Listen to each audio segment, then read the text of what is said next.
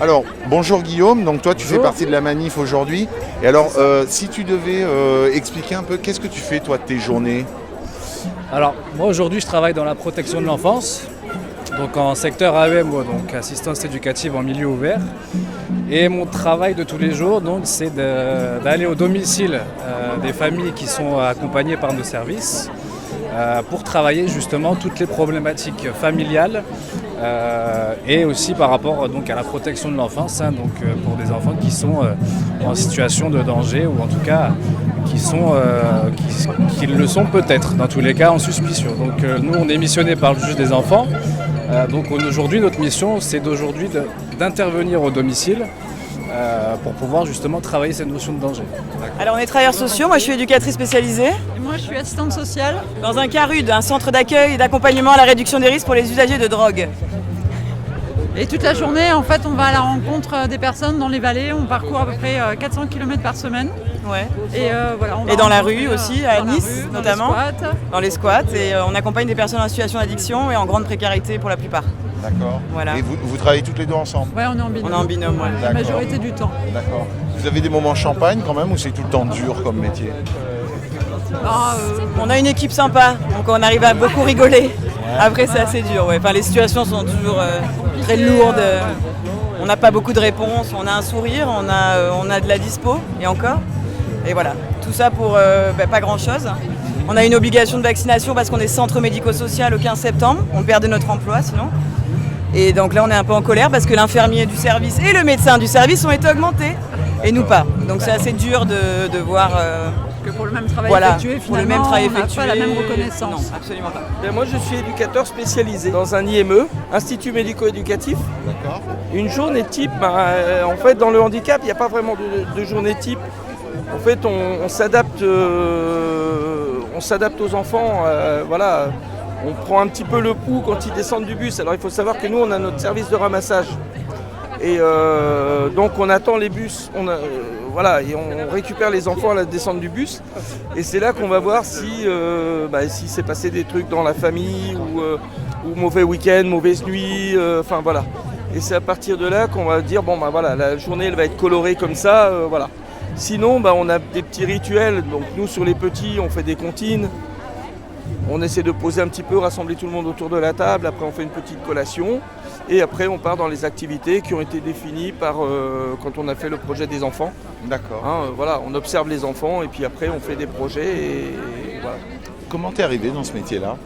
Je sais pas. Un peu par hasard. En fait c'est une rencontre que j'ai faite avec une jeune fille autiste et ça a été une rencontre tellement inattendue et tellement forte en émotion que je me suis dit mais voilà, moi je veux ressentir ce genre d'émotion. Les émotions humaines, la rencontre humaine, alors que je travaillais avant dans d'autres domaines où c'était de la technicité, où c'était le clientélisme, c'était voilà, et ça me plaisait plus en fait. Et là je me suis dit mais moi ces émotions-là, c'est ça que j'ai envie de vivre en fait, c'est ça qui m'intéresse. Et donc L'humain avant tout. Donc. Voilà. Mais je suis arrivé avec des idées préconçues, avec tout un tas de choses, parce qu'en fait tu ne travailles pas avec cette émotivité-là. Donc c'est là où entre en jeu la formation et le travail d'équipe, etc. Et voilà, donc j'ai travaillé en maison d'accueil spécialisée avec des adultes. Ensuite, j'ai passé un diplôme, moniteur éducateur, parce que je me suis dit, voilà, c'est bien de travailler avec ces tripes. Mais il faut une formation solide. On reçoit des enfants qui sont âgés de 6 à normalement 12 ans, mais ils vont jusqu'à 14, 15, 16, parce que derrière, il n'y a pas forcément de place pour eux. Et donc, on s'occupe d'enfants qui ont des troubles du comportement, des enfants qui sont du spectre autistique. Bien sûr, il y a des éducateurs, des psychomotriciens, dont moi je suis, des instits. Donc tous les jours, on essaye de leur apporter ce cadre, une éducation, un moyen de communication pour qu'ils puissent évoluer dans la société. Parce que ces enfants-là, ils ne sont pas forcément représentés en société. Donc on essaye de leur apporter les codes sociaux. Donc toi, tu es psychomotricienne. Ouais. Comment on le définirait, ce travail, en gros? Ce travail, c'est plus un travail de thérapeutique à travers le jeu, la relation, D'accord. pour que l'enfant se sente bien, D'accord. qu'il ait moins de troubles du comportement. Plus on travaille énormément sur tout ce qui est une structure motrice pour que ces enfants puissent aussi avoir un équilibre moteur, sensoriel. J'aime ce métier, j'adore le travail que je fais, mais malheureusement on n'est pas reconnu. Et c'est vrai qu'on est considérés comme des soignants, mais donc il faut qu'on soit vacciné pour ça. Mais pour avoir des primes comme le Ségur, où les soignants ont déjà cette prime-là, nous on n'est pas du tout reconnus, on n'a pas d'aide financière. On est là au quotidien, on s'occupe des enfants au quotidien. Et on a très peu de reconnaissance de l'État. Moi, je suis monitrice éducatrice, donc j'organise avec ma binôme qui est là-bas le quotidien des résidents qu'on accompagne. Je travaille dans un foyer qui accueille des personnes en situation de handicap. Et notre journée type, elle n'est jamais la même déjà, parce qu'il y a toujours des imprévus, toujours du manque d'effectifs, toujours des choses qu'on nous demande en plus. Toujours des moyens en moins, des collègues qui s'envoient ailleurs parce qu'ils sont mieux payés. Voilà, donc on ne se reconnaît plus trop dans notre métier de cœur et on aimerait vraiment retrouver les valeurs pour lesquelles on a choisi Staff. Voilà, on est 20, mais on a sur ces 20 postes, ça fait plus d'1 an, on a 6 postes à pourvoir là. Voilà, donc c'est toujours comme ça, quoi. Vous êtes sur Nice ? On est au Canet, à Cannes. Et concrètement, en fait, nous sommes que 4 à 5 personnes pour accompagner au quotidien ces personnes-là. Entre le manque d'effectifs, les vacances, les burn-out.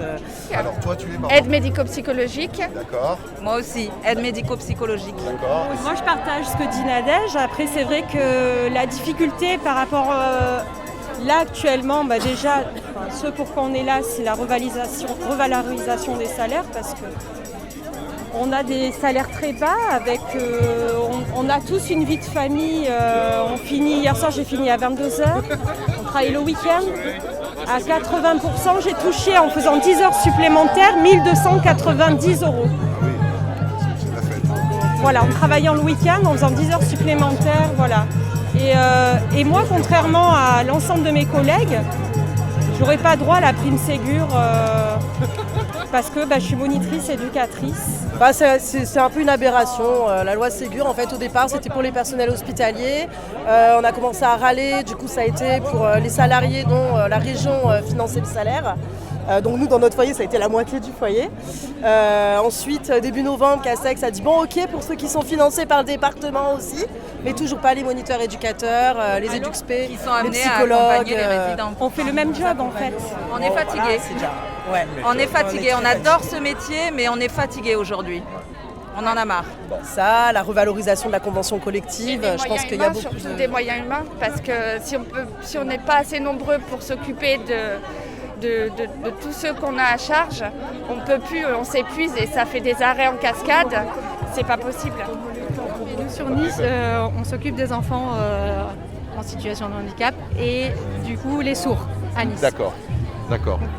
C'est un peu large, on a des prises en charge générales, on a un internat, un externat, des CEPS, donc ça veut dire que des enfants qui sont dans des établissements un peu partout sur le département et on se déplace pour faire des prises en charge dans leur école de quartier.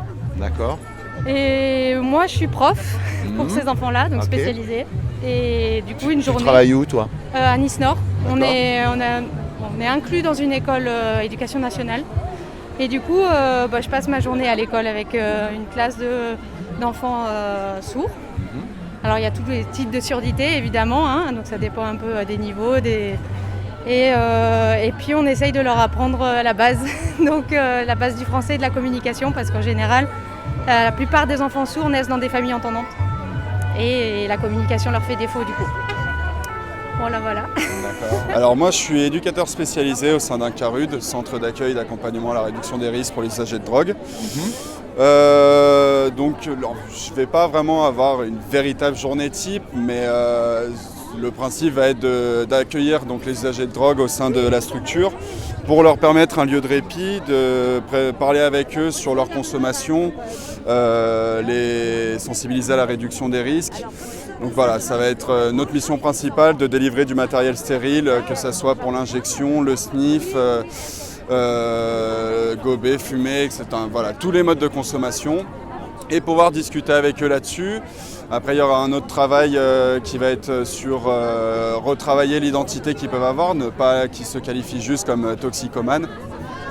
Et tout un travail aussi qu'on appelle d'aller vers, d'aller dans la rue, rencontrer les personnes qui sont dans une situation très précaire, à dormir dans la rue et pouvoir encore une fois, leur parler de leurs droits, de ce qu'ils peuvent faire et essayer de leur apporter une aide tout au long d'un processus éducatif. Voilà. Tu me disais, tu travailles à l'hôpital, qu'est-ce que tu fais? Je suis aide-soignant à l'hôpital. D'accord. Une journée type pour toi en ce moment, c'est quoi? Les journées type, c'est lever tôt, coucher tard, entre les deux, le turbin, quoi. Ouais. Voilà, le turbin, s'occuper des gens toute la journée avec des moyens de plus en plus rares. On se remplace entre nous parce qu'il n'y a pas de personnel. Il n'y a personne qui veut postuler, normal, vu les conditions de travail et les salaires. Ouais. Donc on s'auto-remplace, on fait des heures supplémentaires non payées, on va dire. Depuis des années, effectivement, ça s'écroule de plus en plus. Et là, la pandémie a montré le bout du bout, a montré à tout le monde qu'on paraît au plus pressé, mais qu'au final, on ne pouvait pas masquer les choses très longtemps. Tu arrives à encore trouver du sens dans ce que tu fais? Non, plus vraiment, non. C'est vrai? Non, plus vraiment. Je suis un petit peu vieux maintenant, mais si j'avais eu 15 à 20 ans de moins, je serais parti. Ouais, j'aurais fait autre chose. Carrément. Ouais. Okay. Il y a quand même un peu de solidarité entre vous, aides-soignants, tout ça, ou même plus? Oui, il y a de la solidarité, on va dire, au départ franche, mais elle devient de plus en plus contrainte et forcée, puisqu'on est fatigué, donc énervé, donc ça devient dur. L'être humain se replie, quand il n'y a que des miettes à gratter, en général, on essaye d'en avoir le plus possible, quoi. Ça devient difficile, la solidarité. Alors moi, je suis éducatrice spécialisée dans un IME, du coup, qui est spécialisé avec les enfants autistes. Ouais. Et nos journées, elles commencent avec l'accueil des enfants vers 9h. Et après, toute la journée, on met en place plein d'activités, que ça soit du cognitif, des activités pour travailler tout ce qui est manuel, l'autonomie, la socialisation. Je suis éducatrice spécialisée, donc j'ai fait 3 ans d'études. Et journée type, alors moi je travaille dans un CESAD, ce qui n'est pas très connu, service d'éducation spécialisée et de soins à domicile. Nous en fait on est un service, on n'est pas un établissement. Donc en fait j'ai pas vraiment de journée type, mais par contre je vais faire dans les grandes lignes. En fait on accompagne des enfants de 6 à 20 ans qui sont scolarisés ou alors en décrochage scolaire et donc en réinsertion pour ceux qui sont plus grands à partir de 16 ans et qui sont tous chez leurs parents ou alors en famille d'accueil ou dans des structures de la protection de l'enfance, ça nous arrive aussi. Et en fait, c'est des enfants qui ont des prises en charge pédagogiques, éducatives et thérapeutiques, donc on est vraiment une grosse équipe pluridisciplinaire et du coup on les accompagne tout au long de la journée. Ils ont 3-4 prises en charge par semaine et en fait on va les chercher dans leur lieu de scolarité ou au domicile et puis après on les ramène. Donc en fait on gère aussi tout ce qui est transport en fait, de l'enfant et après tout ce qui est partenariat avec la famille, l'école, s'il y a un club de sport, le club de sport et voilà. Alors moi je suis psychologue clinicien et je travaille dans un centre de soins en addictologie qui veut dire qu'on reçoit des gens qui ont des problèmes avec des produits, quel que soit le produit. Et donc c'est une équipe pluridisciplinaire où on prend en charge les gens ou pour réduire la consommation ou pour l'arrêter. Et donc l'équipe prend en charge de manière globale la personne. Une journée type pour moi, elle commence à 8h30. On arrive avec les collègues, on fait un débriefing de 8h30 à 9h où on organise la journée, les rendez-vous, on écoute le répondeur s'il y a des gens qui ont laissé des messages. Et ensuite on prend les rendez-vous et on organise la journée en fonction à la fois des urgences et de ce qui a été planifié. On a une pause de midi et demi à 13h30 et ensuite on reprend et on finit sur le coup de 17h avec une exception qui est qu'on balise des rendez-vous pour les gens qu'on a accompagnés depuis qu'ils sont arrivés, qui étaient à la rue, qui étaient précarisés et que grâce à la possibilité, à leurs ressources propres et à la prise en charge qu'on a fait avec eux, ils trouvent du travail, donc on fait des créneaux horaires le soir après le boulot pour qu'ils puissent continuer le soin. D'accord. Voilà. Comment t'es arrivé dans ce métier, Jean-Charles? Alors ça, c'est une longue histoire. Ouais, bah vas-y, j'ai du temps. C'est une longue histoire. Au début, j'ai fait 2 années de médecine. Et ensuite, la prise en charge de la dimension psychique des gens, c'était important pour moi. Et donc après, j'ai fait les études de psycho. J'ai fait une partie à Nice, une partie à Aix. Et donc, quand j'ai eu le diplôme, j'ai travaillé dans plusieurs structures différentes. Et la prise en charge de cette dimension psychique, en plus du travail avec les collègues et tout, c'est quelque chose qui me plaît beaucoup. D'accord. Ouais. D'accord. Protection de l'enfance. D'accord. Donc toi, tu es une éduc-spé ou tu... Une éduc, ouais. Ok. Ouais, éduc-spé, ouais. D'accord. Et un accompagnement éducatif à domicile. D'accord. Donc une journée type pour toi, c'est comment? Alors, je me lève, je consulte mes mails, parce que nous avons les mails à consulter maintenant. J'ai des rendez-vous à domicile avec des gens, des personnes dont je m'occupe, dont je suis la référente, dont j'ai le suivi. J'ai 25 familles en charge, 25 enfants avec leurs familles, dont des fratries aussi dedans. Voilà, et je travaille, j'interviens sur l'éducatif, c'est-à-dire j'essaie d'accompagner les familles à essayer de mieux s'organiser ou de voir là où il y a le problème et de les accompagner, de passer un peu les vagues. Mais à l'heure actuelle, les situations sont très très dégradées. C'est vrai, tu trouves qu'il y a une dégradation? Très dégradées. Donc on arrive un peu tard sur le terrain. Et du coup, on n'a pas beaucoup de solutions. Parce qu'on a de moins en moins d'outils. Voilà. Et comment t'es arrivé dans ce métier? Oula, depuis très jeune, j'ai commencé par le médico-social. J'ai fait 17 ans, 18 ans. Après, j'ai fait de la prévention. Donc, j'ai travaillé dans les quartiers difficiles sur le terrain. À Nice? Oui, d'abord à Carrosse et après à Nice, à Louis Braille. D'accord. Voilà. D'accord.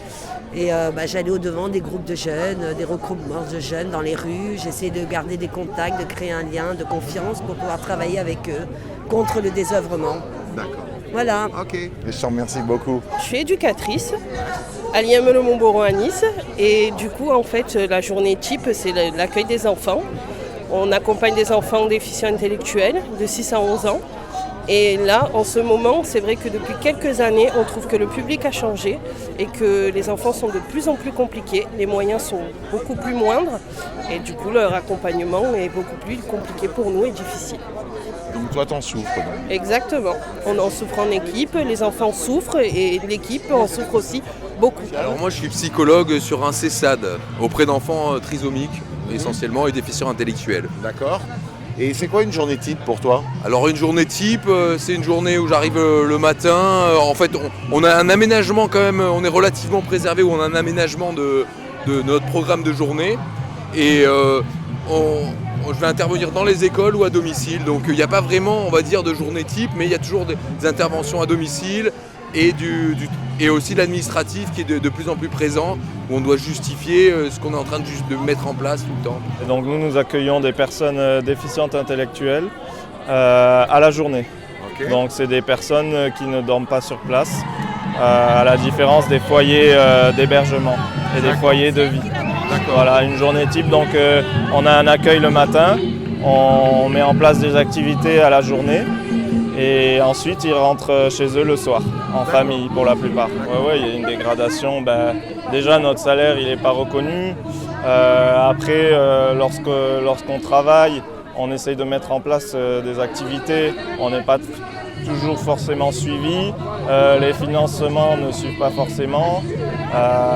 Et puis, quand il y a des absents, on n'est pas toujours remplacé. C'est un peu la débrouille.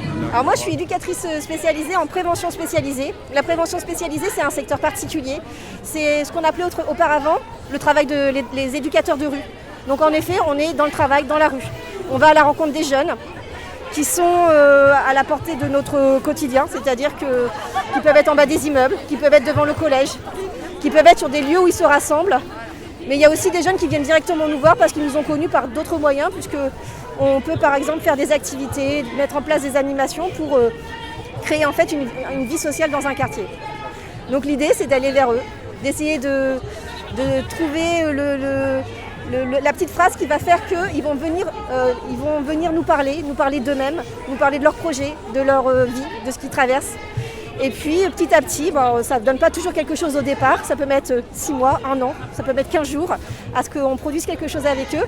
L'idée, c'est de les faire avancer dans la vie, de s'épanouir, de trouver chez un adulte le point de la confiance, quelque chose qu'ils auraient perdu dans leur quotidien, que ce soit dans la scolarité, que ce soit dans leur propre famille. Voilà, on est là pour combler quelque chose. Et dans le travail de rue, c'est un peu aléatoire parce qu'on n'a pas de trame. On y va comme ça, on sort de notre local, on se dit on va dans tel quartier et puis on va un peu à l'aventure. C'est une aventure humaine toute la journée. La chance qu'on a quand on est éducateur spécialisé, c'est qu'on peut travailler dans différents champs d'intervention. Il y a le social, le médico-social, donc ça veut dire l'enfance, l'adolescence, les adultes, les familles, donc l'enfance en danger, le handicap. Tout ça fait un tissu de personnes très très fort, très dense. Et ça nécessite chez nous d'avoir beaucoup de moyens d'innovation permanente pour pouvoir appréhender ces publics. Voilà.